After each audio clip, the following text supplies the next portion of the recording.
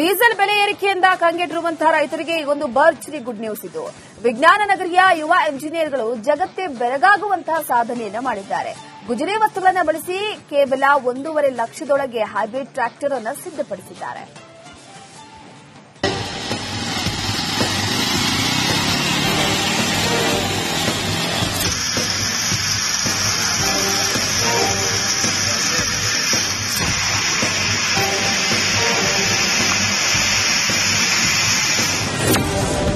ರೈತರಿಗೆ good news ಬಂತು. Hybrid tractor ಪೆಟ್ರೋಲ್ನಲ್ಲೂ ಓಡುತ್ತೆ, ಕರೆಂಟ್ನಲ್ಲೂ ಓಡುತ್ತೆ. ಕೋಟಿ ಕೋಟಿ ಸುರಿದು ವಿದೇಶಿ ಕಂಪನಿಗಳು ಮಾಡಲಾಗದಂತಹ ಸಾಧನೆಯನ್ನ ನಮ್ಮ ಮಣ್ಣಿನ ಮಕ್ಕಳು ಮಾಡಿ ತೋರಿಸಿದ್ದಾರೆ. ಇದು ಚಿತ್ರದುರ್ಗ ಜಿಲ್ಲೆ ಚಳ್ಳಕೆರೆ ನಗರದ ಸರ್ಕಾರಿ ಎಂಜಿನಿಯರಿಂಗ್ ಕಾಲೇಜಿನ ಆಟೋಮೊಬೈಲ್ ವಿಭಾಗದ ವಿದ್ಯಾರ್ಥಿಗಳ ಕೈಚಳಕ.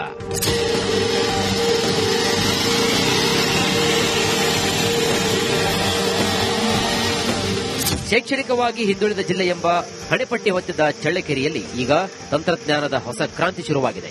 ರಾಜ್ಯದ 17 ಸರ್ಕಾರಿ ಎಂಜಿನಿಯರಿಂಗ್ ಕಾಲೇಜುಗಳ ಪೈಕಿ ಚಳ್ಳಕೆರೆಯಲ್ಲಿ ಮಾತ್ರ ಆಟೋಮೊಬೈಲ್ ವಿಭಾಗವಿದೆ. ಇಲ್ಲಿನ 2ನೇ ಬ್ಯಾಚಿನ ವಿದ್ಯಾರ್ಥಿಗಳು ಸತತ ಪರಿಶ್ರಮದಿಂದ ತಯಾರಿಸಿರುವುದೇ ಈ ಹೈಬ್ರಿಡ್ ಟ್ರ್ಯಾಕ್ಟರ್. ಕೇವಲ 1,30,30,000 ರೂಪಾಯಿ ವೆಚ್ಚದಲ್ಲಿ ತಯಾರಾಗಿರುವಂತಹ ಈ ಯಂತ್ರ ಮಾರುಕಟ್ಟೆಯಲ್ಲಿರುವಂತಹ ದುಬಾರಿ ಟ್ರ್ಯಾಕ್ಟರ್ಗಳಿಗೂ ಕೂಡ ಸೆಡ್ಡು ಹಿಡಿತಾ ಇದೆ. ಹೌದು ಸರ್, ಈಗ ನಮ್ಮ ಸಹೋದ್ಯೋಗಿ ಮಿತ್ರರು ಏನಿದ್ದಾರೆ ಅವ್ರು ಬಂದು ಈ ತರ ಹೈಬ್ರಿಡ್ ಟ್ರ್ಯಾಕ್ಟರ್ ಮಾಡ್ತೀವಿ ಅಂತ ನಮ್ಮ ಮತ್ತೆ ಕೇಳ್ಕೊಂಡ್ರು.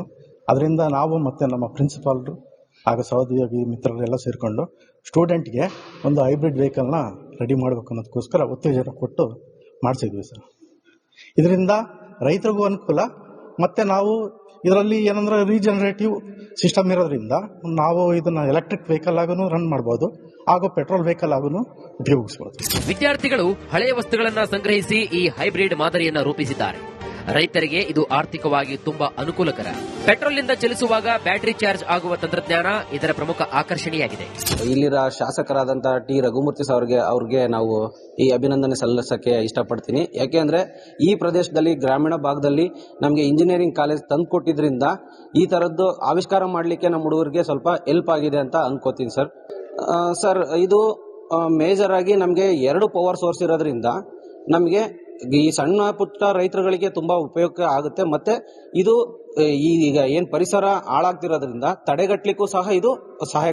ಹೌದು ಸರ್, ಈಗ ಎಲೆಕ್ಟ್ರಿಕಲ್ ವೆಹಿಕಲ್ ಆಗಿರೋದ್ರಿಂದ ಇದು ಕಂಪ್ಲೀಟ್ಲಿ 0 ಎಮಿಷನ್. ಒಟ್ನಲ್ಲಿ ಗುಜರಿ ಸಾಮಗ್ರಿಗಳಿಗೂ ಜೀವ ತುಂಬಿ ರೈತರ ಸ್ನೇಹಿ ಯಂತ್ರವನ್ನಾಗಿ ಪರಿವರ್ತಿಸಿರುವಂತಹ ಚಳ್ಳಕೆರೆ ಎಂಜಿನಿಯರಿಂಗ್ ವಿದ್ಯಾರ್ಥಿಗಳ ಈ ಸಾಧನೆ ನಿಜಕ್ಕೂ ಅತ್ಯಂತ ಶ್ಲಾಘನೀಯ. ಇಂತಹ ಪ್ರತಿಭೆಗಳಿಗೆ ಸರ್ಕಾರ ಬೆಂಬಲವನ್ನು ನೀಡಿದರೆ ಇನ್ನೂ ದೊಡ್ಡ ಮಟ್ಟದ ಸಂಶೋಧನೆಗಳು ಹೊರಬರುವುದರಲ್ಲಿ ಯಾವ ಅನುಮಾನವೇ ಇಲ್ಲ.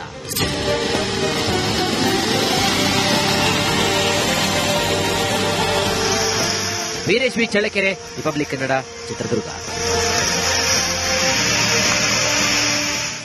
ಡೀಸೆಲ್ ಬೆಲೆ ಏರಿಕೆಯಿಂದ ಕಂಗೆಟ್ಟಿರುವಂತಹ ರೈತರಿಗೆ ಒಂದು ಭರ್ಜರಿ ಗುಡ್ ನ್ಯೂಸ್ ಇದು. ವಿಜ್ಞಾನ ನಗರಿಯ ಯುವ ಎಂಜಿನಿಯರ್ಗಳು ಜಗತ್ತೇ ಬೆರಗಾಗುವಂತಹ ಸಾಧನೆಯನ್ನ ಮಾಡಿದ್ದಾರೆ. ಗುಜರಿ ವಸ್ತುಗಳನ್ನು ಬಳಸಿ ಕೇವಲ 1.5 ಲಕ್ಷದೊಳಗೆ ಹೈಬ್ರಿಡ್ ಟ್ರ್ಯಾಕ್ಟರ್ ಅನ್ನು ಸಿದ್ಧಪಡಿಸಿದ್ದಾರೆ.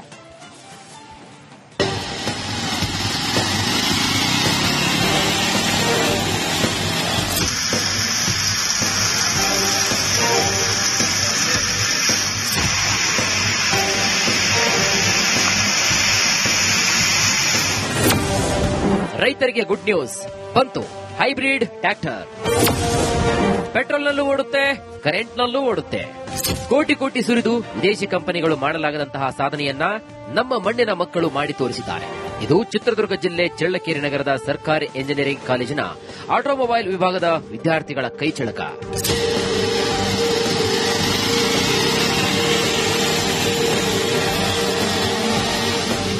ಶೈಕ್ಷಣಿಕವಾಗಿ ಹಿಂದುಳಿದ ಜಿಲ್ಲೆ ಎಂಬ ಹಣೆಪಟ್ಟಿ ಹೊತ್ತಿದ್ದ ಚಳ್ಳಕೆರೆಯಲ್ಲಿ ಈಗ ತಂತ್ರಜ್ಞಾನದ ಹೊಸ ಕ್ರಾಂತಿ ಶುರುವಾಗಿದೆ.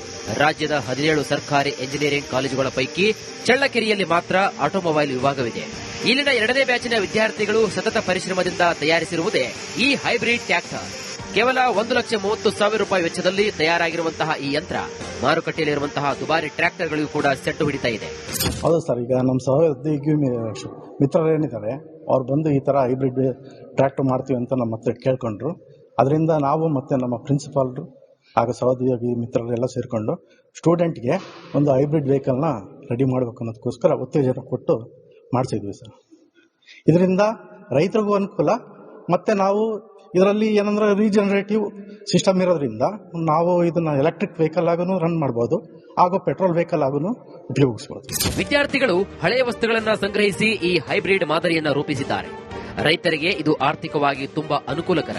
ಪೆಟ್ರೋಲ್ನಿಂದ ಚಲಿಸುವಾಗ ಬ್ಯಾಟರಿ ಚಾರ್ಜ್ ಆಗುವ ತಂತ್ರಜ್ಞಾನ ಇದರ ಪ್ರಮುಖ ಆಕರ್ಷಣೆಯಾಗಿದೆ.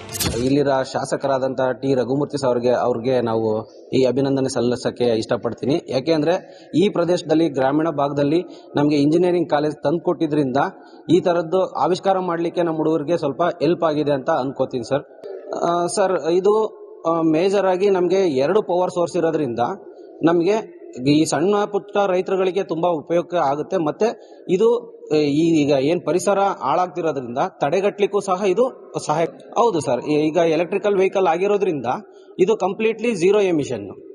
ಒಟ್ನಲ್ಲಿ ಗುಜರಿ ಸಾಮಗ್ರಿಗಳಿಗೂ ಜೀವ ತುಂಬಿ ರೈತರ ಸ್ನೇಹಿ ಯಂತ್ರವನ್ನಾಗಿ ಪರಿವರ್ತಿಸಿರುವಂತಹ ಚಳ್ಳಕೆರೆ ಎಂಜಿನಿಯರಿಂಗ್ ವಿದ್ಯಾರ್ಥಿಗಳ ಈ ಸಾಧನೆ ನಿಜಕ್ಕೂ ಅತ್ಯಂತ ಶ್ಲಾಘನೀಯ. ಇಂತಹ ಪ್ರತಿಭೆಗಳಿಗೆ ಸರ್ಕಾರ ಬೆಂಬಲವನ್ನು ನೀಡಿದರೆ ಇನ್ನೂ ದೊಡ್ಡ ಮಟ್ಟದ ಸಂಶೋಧನೆಗಳು ಹೊರಬರುವುದರಲ್ಲಿ ಯಾವ ಅನುಮಾನವೇ ಇಲ್ಲ.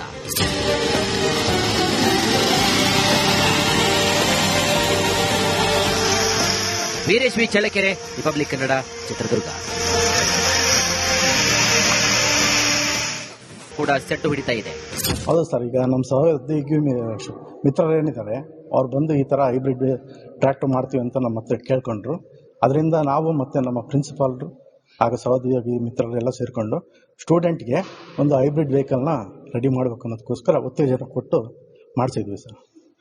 ಇದರಿಂದ ರೈತರಿಗೂ ಅನುಕೂಲ, ಮತ್ತೆ ನಾವು ಇದರಲ್ಲಿ ಏನಂದ್ರೆ ರೀಜನರೇಟಿವ್ ಸಿಸ್ಟಮ್ ಇರೋದ್ರಿಂದ ನಾವು ಇದನ್ನ ಎಲೆಕ್ಟ್ರಿಕ್ ವೆಹಿಕಲ್ ಆಗನು ರನ್ ಮಾಡಬಹುದು, ಹಾಗೂ ಪೆಟ್ರೋಲ್ ವೆಹಿಕಲ್ ಆಗನು ಉಪಯೋಗಿಸಬಹುದು. ವಿದ್ಯಾರ್ಥಿಗಳು ಹಳೆಯ ವಸ್ತುಗಳನ್ನು ಸಂಗ್ರಹಿಸಿ ಈ ಹೈಬ್ರಿಡ್ ಮಾದರಿಯನ್ನು ರೂಪಿಸಿದ್ದಾರೆ. ರೈತರಿಗೆ ಇದು ಆರ್ಥಿಕವಾಗಿ ತುಂಬಾ ಅನುಕೂಲಕರ. ಪೆಟ್ರೋಲ್ನಿಂದ ಚಲಿಸುವಾಗ ಬ್ಯಾಟರಿ ಚಾರ್ಜ್ ಆಗುವ ತಂತ್ರಜ್ಞಾನ ಇದರ ಪ್ರಮುಖ ಆಕರ್ಷಣೆಯಾಗಿದೆ. ಇಲ್ಲಿನ ಶಾಸಕರಾದಂತಹ ಟಿ ರಘುಮೂರ್ತಿ ಅವ್ರಿಗೆ ನಾವು ಈ ಅಭಿನಂದನೆ ಸಲ್ಲಿಸಕ್ಕೆ ಇಷ್ಟಪಡ್ತೀನಿ. ಯಾಕೆಂದ್ರೆ ಈ ಪ್ರದೇಶದಲ್ಲಿ ಗ್ರಾಮೀಣ ಭಾಗದಲ್ಲಿ ನಮಗೆ ಇಂಜಿನಿಯರಿಂಗ್ ಕಾಲೇಜ್ ತಂದು ಕೊಟ್ಟಿದ್ರಿಂದ ಈ ತರದ್ದು ಆವಿಷ್ಕಾರ ಮಾಡಲಿಕ್ಕೆ ನಮ್ಮ ಹುಡುಗರಿಗೆ ಸ್ವಲ್ಪ ಹೆಲ್ಪ್ ಆಗಿದೆ ಅಂತ ಅನ್ಕೋತೀನಿ ಸರ್. ಸರ್, ಇದು ಮೇಜರ್ ಆಗಿ ನಮಗೆ 2 ಪವರ್ ಸೋರ್ಸ್ ಇರೋದ್ರಿಂದ ನಮಗೆ ಈ ಸಣ್ಣ ಪುಟ್ಟ ರೈತರುಗಳಿಗೆ ತುಂಬಾ ಉಪಯೋಗ ಆಗುತ್ತೆ. ಮತ್ತೆ ಇದು ಈಗ ಏನ್ ಪರಿಸರ ಹಾಳಾಗ್ತಿರೋದ್ರಿಂದ ತಡೆಗಟ್ಟಲಿಕ್ಕೂ ಸಹ ಇದು ಸಹಾಯ. ಹೌದು ಸರ್, ಈಗ ಎಲೆಕ್ಟ್ರಿಕಲ್ ವೆಹಿಕಲ್ ಆಗಿರೋದ್ರಿಂದ ಇದು ಕಂಪ್ಲೀಟ್ಲಿ 0 ಎಮಿಷನ್. ಒಟ್ನಲ್ಲಿ ಗುಜರಿ ಸಾಮಗ್ರಿಗಳಿಗೂ ಜೀವ ತುಂಬಿ ರೈತರ ಸ್ನೇಹಿ ಯಂತ್ರವನ್ನಾಗಿ ಪರಿವರ್ತಿಸಿರುವಂತಹ ಚಳ್ಳಕೆರೆ ಎಂಜಿನಿಯರಿಂಗ್ ವಿದ್ಯಾರ್ಥಿಗಳ ಈ ಸಾಧನೆ ನಿಜಕ್ಕೂ ಅತ್ಯಂತ ಶ್ಲಾಘನೀಯ. ಇಂತಹ ಪ್ರತಿಭೆಗಳಿಗೆ ಸರ್ಕಾರ ಬೆಂಬಲವನ್ನು ನೀಡಿದರೆ ಇನ್ನೂ ದೊಡ್ಡ ಮಟ್ಟದ ಸಂಶೋಧನೆಗಳು ಹೊರಬರುವುದರಲ್ಲಿ ಯಾವ ಅನುಮಾನವೇ ಇಲ್ಲ.